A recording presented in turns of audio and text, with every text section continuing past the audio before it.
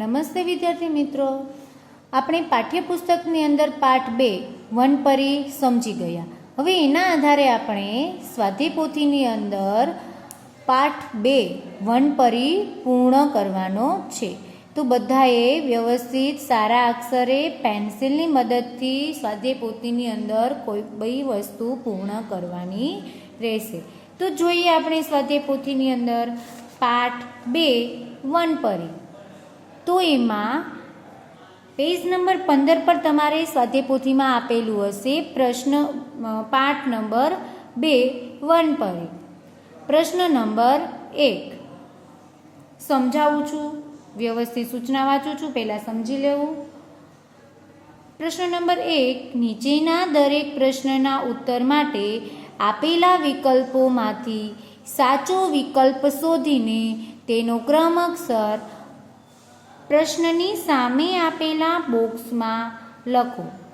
હવે તમને જુઓ, પ્રશ્ન આપેલો હશે અને નીચે તમને 4 વિકલ્પો આપેલા હશે. એમાંથી જે સાચો વિકલ્પ હોય એનો જે ક્રમ અક્ષર હોય એ તમારે અહીંયા ઉપર બોક્સ આપેલું હોય એની અંદર લખવાનો રહેશે. તો એમાં જોઈએ, પહેલો પ્રશ્ન શું આપેલો છે? બાળકોએ બગીચામાં કઈ રમતો રમી? વિકલ્પ આપેલો છે આંબલી પીપળી, સંતાકુકડી અંતાક્ષરી, ક પકડદાવ, ડ મારદડી.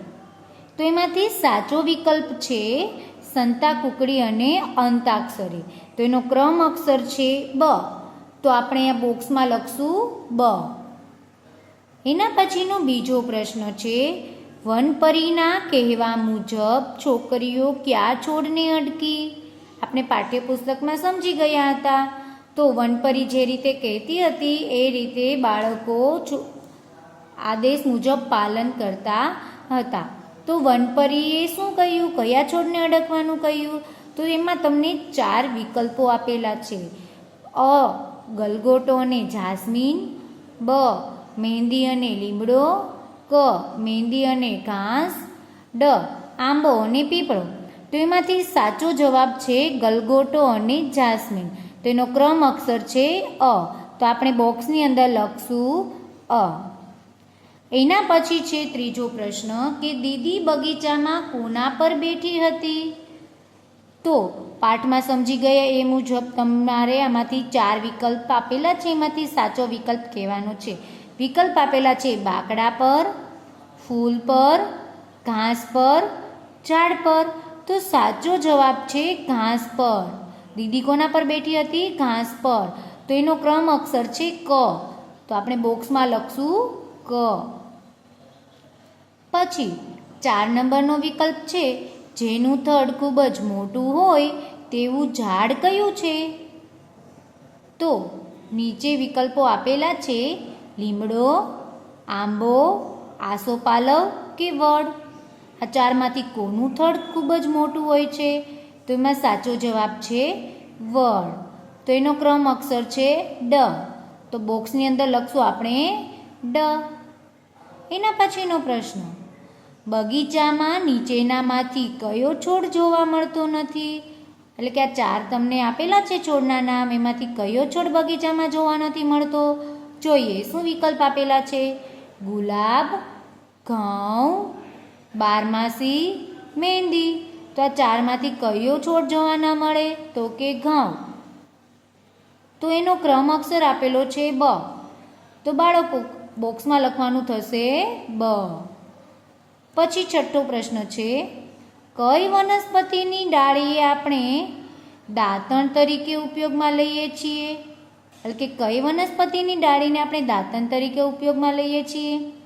તો તમને વિકલ્પ આપેલા છે આંબો, વડ, બાવળ, આસોપાલવ. તો આ 4માંથી સાચો જવાબ આવશે બાવળ. તો એનો ક્રમ અક્ષર છે ક. તો અહીંયા બોક્સમાં લખશું ક. પછી 7મો પ્રશ્ન છે, કોના પર્ણો તોરણ બનાવવા વપરાય છે? એટલે કે કોના પાંદડાઓનો ઉપયોગ આપણે તોરણ બનાવવા કરીએ છીએ? તો વિકલ્પ આપેલા છે લીમડો, વડ, આસોપાલવ, કેળ. તો 4માંથી સાચો જવાબ છે આસોપાલવ. તો એમાં ક્રમ અક્ષર છે ક, તો બોક્સમાં લખવાનું રહેશે બાળકો ક. આસોપાલવના તોરણ આપણે બનાવીએ છીએ, બરાબર, એટલે એમાં આવશે ક. પછી એના પછીનો 8મો પ્રશ્ન, ઔષધ તરીકે ઉપયોગી વનસ્પતિ કઈ છે? એટલે કે ઔષધ એટલે કે દવા, દવા તરીકે આપણે ઉપયોગમાં લેતા હોય એવી વનસ્પતિ કઈ છે? તો 4 વિકલ્પ આપેલા છે, તુલસી, બોગનવેલ, ગલગોટો, કરણ. તો આ 4માંથી આપણે ઔષધ તરીકે એટલે દવા તરીકે કઈ વનસ્પતિનો ઉપયોગ કરીએ છીએ? તો જવાબ આવશે તુલસી. એનો ક્રમ અક્ષર છે અ, તો બોક્સમાં લખવાનું રહેશે અ, બરાબર. તો આપણે પ્રશ્ન 1 વિકલ્પો શોધીને ક્રમ અક્ષરમાં લખો એ આપણે જોઈ ગયા. હવે એના પછી આવે છે પ્રશ્ન નંબર 2. પ્રશ્ન નંબર 2ની સૂચના શું છે કે યોગ્ય શબ્દો વડે નીચેના વિકલ્પો ફરીથી વાંચું છું. યોગ્ય શબ્દો વડે નીચેના વિધાનોની ખાલી જગ્યાઓ પૂરો. એટલે કે ખાલી જગ્યાઓ છે, તો ખાલી જગ્યામાં જે સાચો જવાબ આવતો હોય એ તમારે વિચારીને લખવાનું રહેશે. તો પહેલી ખાલી જગ્યા છે, એટલે કે ખાલી જગ્યા સપાટીવાળી વસ્તુની છાપ સારી રીતે પાડી શકાય છે. તો જવાબ આવશે ખરબચડી. આપણે ખરબચડી વસ્તુવાળી કોઈ પણ વસ્તુ હોય ખરબચડી, તો એની છાપ આપણે વ્યવસ્થિત પાડી શકીએ છીએ. લીસી સપાટીવાળી વસ્તુની છાપ વ્યવસ્થિત પાડી શકાતી નથી, એટલે આમાં જવાબ આવશે ખરબચડી. પછી બીજી ખાલી જગ્યા છે, પલંગ પર પથરાતી ખાલી જગ્યા પર ફૂલ પાંદડાઓની છાપ વધુ જોવા મળે છે. હવે પલંગ પર શું પાથરીએ આપણે? ચાદર. તો જવાબમાં શું આવશે? ચાદર. એટલે કે પલંગ પર પથરાતી ચાદર પર ફૂલ પાંદડાઓની છાપ વધુ જોવા મળે છે. તમને અહીંયા ખાલી જગ્યા આપેલી છે, એમાં લખવાનું રહેશે ચાદર. પછી ત્રીજી ખાલી જગ્યા, જેના પાન નાના, પાતળા અને કિનાર દાંતાવાળા હોય તેવું વૃક્ષ ખાલી જગ્યા છે. તો અહીંયા તમારે ખાલી જગ્યાઓ છે એની અંદર લખવાનું લીમડો. લીમડાના પાન હોય એને જે કિનારી હોય એની દાંતાવાળી કિનારી હોય, એના પાંદડા નાના હોય અને પાતળા હોય છે, એટલે જવાબમાં આવશે લીમડો. એના પછી ચોથી ખાલી જગ્યા, ખાલી જગ્યાના પાન ચામાં નાખવાથી સ્વાદ સારો આવે છે. તો જવાબમાં આવશે ફુદીનો. અહીંયા ખાલી જગ્યા છે એમાં લખવાનું ફુદીના. એના પછી પાંચમી ખાલી જગ્યા, તુલસી, બારમાસી, રીંગણી વગેરે વનસ્પતિને ખાલી જગ્યા કહે છે. એટલે કે તુલસી, બારમાસી અને રીંગણી એ વનસ્પતિ હોય એ વનસ્પતિને શું કહેવાય? છોડ કહેવાય. પછી વડ, લીમડો, આંબો, બાવળ વગેરે વનસ્પતિને ખાલી જગ્યા કહે છે. તો વડ, લીમડો, આંબો, બાવળ એ જે વનસ્પતિ હોય એને આપણે શું કહીએ છીએ? વૃક્ષ. તો ખાલી જગ્યામાં જવાબ લખવાનો વૃક્ષ. એના પછી 7મું, વનસ્પતિના ખાલી જગ્યાનો રંગ લીલો હોય છે. એટલે કે વનસ્પતિના કયા ભાગનો રંગ લીલો હોય છે? તો એમાં આવશે પાન. તો ખાલી જગ્યા તમને આપેલી છે એમાં લખવાનું પાન. એના પછીનો પ્રશ્ન 3 પેજ નંબર 16 પર પાછળ જોઈએ તો સૂચના શું આપેલી છે પ્રશ્ન 3માં કે નીચેના વિધાનોમાંથી સાચા વિધાનો સામે ખરાની અને ખોટા વિધાનો સામે ખોટાની નિશાની કરો. એટલે કે જો તમને આ વિધાન આપેલું છે એ સાચું હોય તો તમારે સામે બોક્સ આપેલો છે એમાં ખરાની નિશાની કરવાની, એટલે કે સાચાની નિશાની કરવાની. અને જો વિધાન ખોટું હોય તો સામે બોક્સ આપેલું છે એ બોક્સની અંદર તમારે ખોટાની નિશાની કરવાની રહેશે. હવે એમાં જુઓ પહેલું વિધાન આપેલું છે, શું વાત આપેલું છે જોઈએ. બગીચામાં બાળકોએ આંબલી પીપળીની રમત રમી. તો બાળકોએ આંબલી પીપળીની રમત રમી નહોતી, સંતાકુકડી અને અંતાક્ષરી રમી હતી ને. તો આ વિધાન કેવું છે? ખોટું. તો આ બોક્સમાં ખોટાની નિશાની કરવી. એના પછી બીજું, બાળકો વનપરીની રમત રમતા હતા તે બગીચામાં લીમડો, મહેંદી અને જાસ્મીન નામની વનસ્પતિ હતી. તો સાચું આવશે, કેમ કે જે બાળકો બગીચામાં રમતા હતા એમાં લીમડો, મહેંદી અને જાસ્મીનના વૃક્ષો હતા. બરાબર, તો વિધાન કેવું છે? સાચું. તો બોક્સમાં ખરાની નિશાની કરવાની રહેશે. પછી ત્રીજું, ગુલાબના છોડનું થડ જાડું હોય છે. હવે બાળકો તમે જોશો તો ગુલાબના છોડનું થડ હોય એ પાતળું હોય, જાડું હોય નહીં. તો આ વિધાન કેવું છે? ખોટું. તો આ બોક્સમાં સામે ખોટાની નિશાની કરવાની રહેશે. એના પછી 4 નંબર, ચોથું વિધાન છે પીપળાના વૃક્ષના પાન નાના, પાતળા અને દાંતાવાળા હોય છે. તો પીપળાનું વૃક્ષ હોય એના પાન નાના ના હોય, મોટા હોય છે અને દાંતાવાળા ના હોય. બરાબર, એકદમ એની સીધી લીસી સપાટી હોય છે. અહીંયા જો ચિત્ર આપેલું છે એ રીતનું લીમડાનું પાન હોય છે. તો આ વિધાન કેવું છે? ખોટું. તો આ બોક્સની અંદર આવશે ખોટાની નિશાની કરવાની રહેશે. 5મું વિધાન છે મુલાયમ અને ચીકણા થડની છાપ સારી ઉપસે છે. મુલાયમ એટલે કે લીસું અને ચીકણું એટલે ચીકણા થડની છાપ સારી ઉપસે નહીં. ખરબચડું હોય તો જેની છાપ વ્યવસ્થિત પડે. એટલે આ વિધાન કેવું છે? ખોટું. તો સામે બોક્સમાં ખોટાની નિશાની કરવાની રહેશે. એના પછી 6, દરેક પાનનો આકાર, રંગ અને કિનાર જુદી જુદી છે. તો દરેક પાન એટલે બધા જ પાનનો આકાર, રંગ અને કિનારી જુદી જુદી હોય છે. તો કે હા. તો આ વિધાન કેવું છે? સાચું છે. તો સામે બોક્સ આપેલું છે એમાં ખરાની નિશાની કરવાની રહેશે. એના પછી 7મું વિધાન છે લીમડાના પાન સ્વાદમાં કડવા હોય છે. તો લીમડાના પાન સ્વાદમાં કેવા હોય છે? કડવા જ હોય છે. તો આ વિધાન કેવું છે? સાચું છે. તો સામે બોક્સમાં સાચાની નિશાની કરવાની રહેશે. એના પછીનો પ્રશ્ન નંબર છે 4, બંધ બેસતા જોડકા રચો. એટલે તમારે જો અહીંયા વિભાગ અ આપેલો છે, વિભાગ બ આપેલો છે. વિભાગ બ માં અલગ અલગ આડા અવળા તમને નામ આપેલા છે અને વિભાગ અ માં તમને પાંદડાનું ચિત્ર આપેલું છે. એટલે એમાં શું કરવાનું છે કે આ જે પાંદડાનું ચિત્ર છે એ કયા વૃક્ષનું છે એ વૃક્ષનું સાચું નામ તમારે આ વિભાગ બ માંથી શોધીને એની સામે લખવાનું રહેશે. તો જુઓ બાળકો, વિભાગમાં પહેલું ચિત્ર એ કયા વૃક્ષના પાંદડાનું છે? પીપળાના પાંદડાનું છે. તો પીપળાનું પાન, આમાંથી પીપળો શોધીને, વિભાગ બ માંથી પીપળો શોધીને અહીંયા લખવાનું પીપળો. બરાબર. એના પછી છે બ.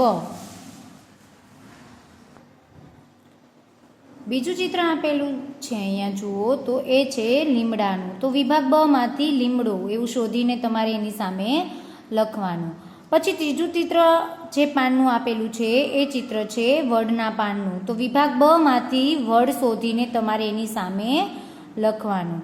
પછી ચોથું ચિત્ર આપેલું છે આસોપાલવના પાનનું. તો વિભાગ બ માંથી આસોપાલવ લખેલું શોધીને સારા અક્ષરે એની સામે જોઈને લખવાનું રહેશે. હવે જોઈએ તો એના પછીનો પ્રશ્ન નંબર 5, પેજ નંબર 17 પર. પ્રશ્ન નંબર 5 છે ચિત્ર જુઓ. ચિત્રમાં કઈ કઈ વસ્તુઓ પર ફૂલો અને પર્ણની ભાત દેખાય છે તેમના નામ બોક્સમાં લખો.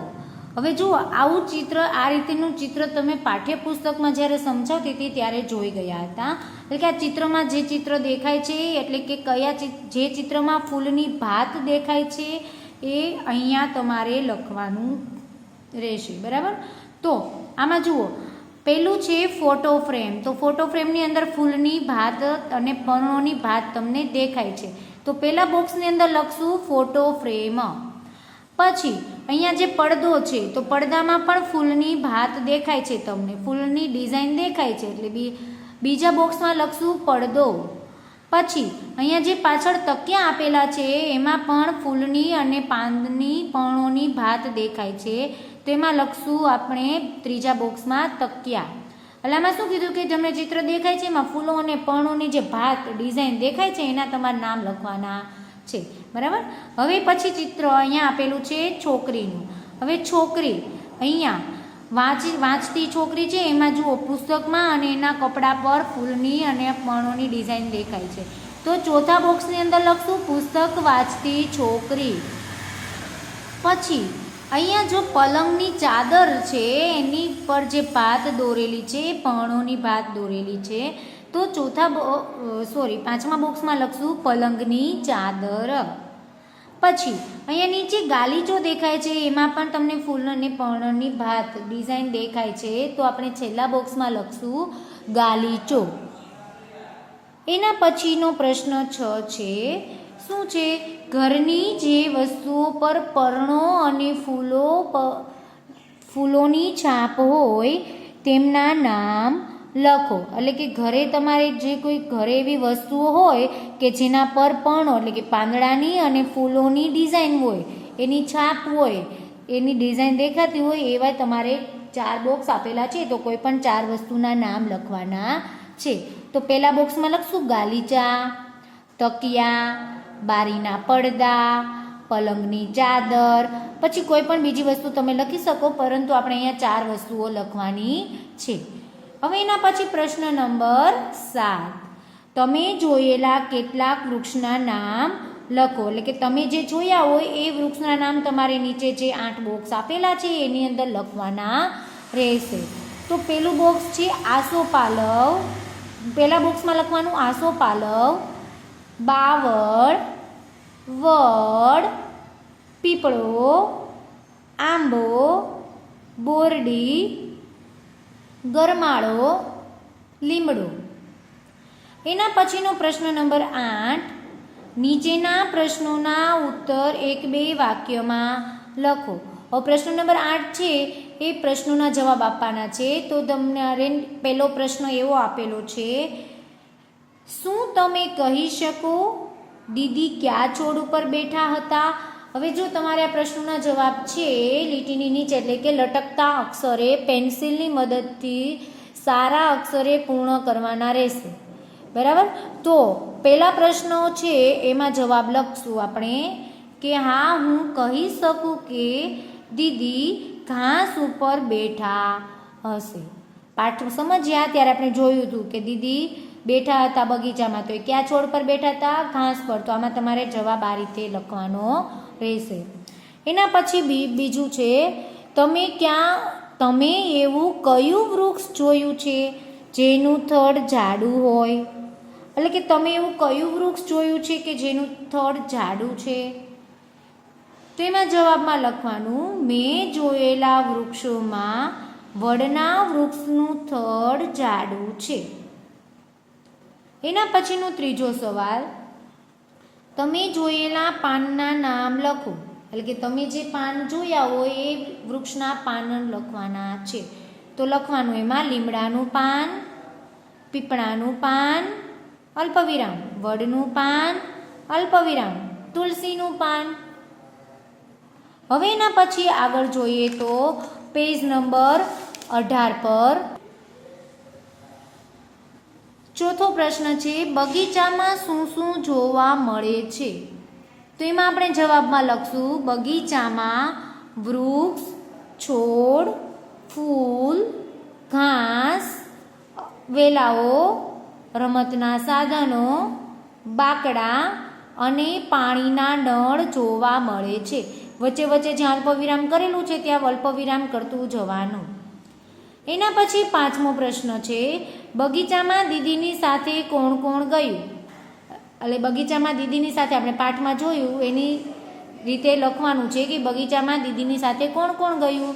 તો એમાં જવાબમાં તમે લખી શકો બગીચામાં દીદીની સાથે અમુ, અલ્પવિરામ શબનમ, અલ્પવિરામ માઇકલ અને દયારામ ગયા. વચ્ચે વચ્ચે જ્યાં અલ્પવિરામ આવે ત્યાં અલ્પવિરામ કરતું જવાનું. એના પછીનો છઠ્ઠો પ્રશ્ન છે, બાળકો બગીચામાં સંતાકુકડી અને અંતાક્ષરીની રમત બાદ કઈ રમત રમ્યા? પ્રશ્ન ચિહ્ન આપેલું છે. એટલે કે બાળકો સંતાકુકડી અને અંતાક્ષરીની રમત બાદ કઈ રમત રમ્યા હતા? તો પાઠના આધારે આપણે આમાં લખવાનું છે જવાબમાં, બાળકો બગીચામાં સંતાકુકડી અને અંતાક્ષરીની રમત બાદ વનપરીની રમત રમ્યા. એના પછી 7મો પ્રશ્ન છે, બગીચામાં માઇકલે કયા છોડને સ્પર્શ કર્યો હતો? એટલે કે બગીચામાં માઇકલે કયા છોડને સ્પર્શ કર્યો હતો? તો એમાં જવાબમાં લખવાનું, બગીચામાં માઇકલે મહેંદીના છોડને સ્પર્શ કર્યો હતો. પૂર્ણ વિરામ. એના પછીનો 8મો પ્રશ્ન છે, કોનું પર્ણ ખૂબ જ મોટું હોય છે? તો એમાં લખવાનું જવાબમાં, કેળનું પર્ણ ખૂબ જ મોટું હોય છે. કેળ એટલે કે કેળાનું જે વૃક્ષ હોય છે એનું પર્ણ ખૂબ જ મોટું હોય છે. એના પછીનો 9મો પ્રશ્ન છે, વનસ્પતિના ભાગોના નામ લખો. તો વનસ્પતિના જે અલગ અલગ ભાગો છે એના નામ લખવાનું. 1 નંબર મૂળ, 2 નંબર થડ, 3 નંબર પાંદડા, 4 નંબર ફૂલ, 5 નંબર ફળ. કે વનસ્પતિના જે અલગ અલગ 5 ભાગો છે એના નામ અહીંયા લખેલા છે. એના પછીનો 10મો પ્રશ્ન છે, વનસ્પતિના મુખ્ય પ્રકારોના નામ લખો. એટલે કે વનસ્પતિના મુખ્ય કેટલા પ્રકાર છે એના નામ આપણે લખવાના છે. તો આમાં કીધું કે વનસ્પતિના મુખ્ય પ્રકારના નામ, પેલું વૃક્ષ, છોડ, ક્ષુપ અને વેલા. 4 પ્રકારના તમને વનસ્પતિઓ જોવા મળે છે. એના પછીનો 11મો પ્રશ્ન છે, વનસ્પતિમાં કઈ કઈ બાબતોમાં વિવિધતા હોય છે? એટલે કે કઈ કઈ ભાગોથી અલગ જુદી જુદી વનસ્પતિઓ અલગ પડે છે? તો એ જ પ્રશ્નમાં જવાબમાં લખવાનું, વનસ્પતિમાં આકાર, ઊંચાઈ, કદ, પર્ણ, ફળ અને ફૂલોમાં વિવિધતા હોય છે. વચ્ચે જ્યાં અલ્પવિરામ આવે છે ત્યાં અલ્પવિરામ કરતું જવું. એના પછીનો પ્રશ્ન નંબર 12, મૂળ કોને કહેવાય? તો એમાં લખવાનું રહેશે, જમીનની અંદર રહેલા વનસ્પતિના ભાગને મૂળ કહે છે. એટલે વનસ્પતિની અંદર જે ભાગ રહેલો હોય એને મૂળ કહેવામાં આવે છે. એના પછીનો 13મો પ્રશ્ન છે, થડ કોને કહેવાય? તો એમાં જવાબમાં લખશું, જમીનની ઉપર દેખાતા વનસ્પતિના વધતા જતા મજબૂત ભાગને થડ કહેવાય. એના પછી 14મો પ્રશ્ન, થડની શાખાઓ પર શું હોય છે? એટલે કે થડની શાખાઓ એટલે કે ડાળીઓ, થડની ડાળીઓ પર શું હોય છે? તેમાં લખવાનું, થડની શાખાઓ પર એટલે કે થડની ડાળીઓ પર પર્ણો, ફૂલો અને ફળ હોય છે. એના પછીનો પ્રશ્ન 15, વનસ્પતિના પાનમાં કઈ કઈ બાબતોમાં વિવિધતા હોય છે? એટલે કે વનસ્પતિના પાન હોય છે એમાં કઈ કઈ બાબતોથી એ અલગ જોવા મળે છે, એટલે કે એની વિવિધતા તો અહીંયા લખવાની છે. તેમાં પ્રશ્નોના જવાબમાં લખશું, વનસ્પતિના પર્ણોમાં આકાર, કદ, કિનાર અને દેખાવમાં વિવિધતા હોય છે. એના પછીનો 16મો પ્રશ્ન છે, પાનને વનસ્પતિનું રસોડું શાથી કહેવામાં આવે છે? એમાં જવાબમાં લખશું, પાન સૂર્યપ્રકાશની હાજરીમાં વનસ્પતિનો ખોરાક બનાવે છે, આથી તેને વનસ્પતિનું રસોડું કહેવાય છે. એના પછીનો પેજ નંબર 19 પર પ્રશ્ન નંબર 17. પ્રશ્ન 17માં વૃક્ષ કોને કહે છે? તો એ સવાલમાં આવશે, જે વનસ્પતિ કદ અને ઊંચાઈમાં મોટી તથા તેનું પ્રકાંડ જાડું અને મજબૂત હોય તેને વૃક્ષ કહે છે. એના પછીનો પ્રશ્ન 18 એમાં છે છોડ કોને કહે છે? તો એના જવાબમાં આવશે ઊંચાઈમાં નાની અને લીલું અને નાજુક પ્રકાંડ ધરાવતી વનસ્પતિને છોડ કહે છે. એના પછીનો પ્રશ્ન છે 19 કયા પ્રાણીઓ વૃક્ષ પર રહે છે? એટલે કે વૃક્ષ પર રહેતા હોય એવા પ્રાણીઓ કયા છે? તો એની અંદર જવાબમાં આવશે વાંદરો, ખિસકોલી, કાચીડો વગેરે પ્રાણીઓ વૃક્ષ પર રહે છે. બરાબર. અહીંયા પ્રશ્ન 8 છે. પ્રશ્નોના એક વાક્યમાં ઉત્તર આપો એ અહીંયા પૂર્ણ થાય છે. આગળનો પ્રશ્ન 9 જે છે આપણે નેક્સ્ટ લેક્ચરમાં જોઈશું. તો બાળકો અત્યાર સુધીમાં જે પ્રશ્ન 8 સુધીમાં જે પુરાવેલું છે, સમજાવેલું છે એ વ્યવસ્થિત સારા અક્ષરે પેન્સિલની મદદથી પૂર્ણ કરવાનું રહેશે. પ્રશ્ન નંબર 9 છે એ આપણે નેક્સ્ટ લેક્ચરમાં જોઈશું. ત્યાં સુધીમાં પ્રશ્ન નંબર 8 પૂર્ણ કરવો.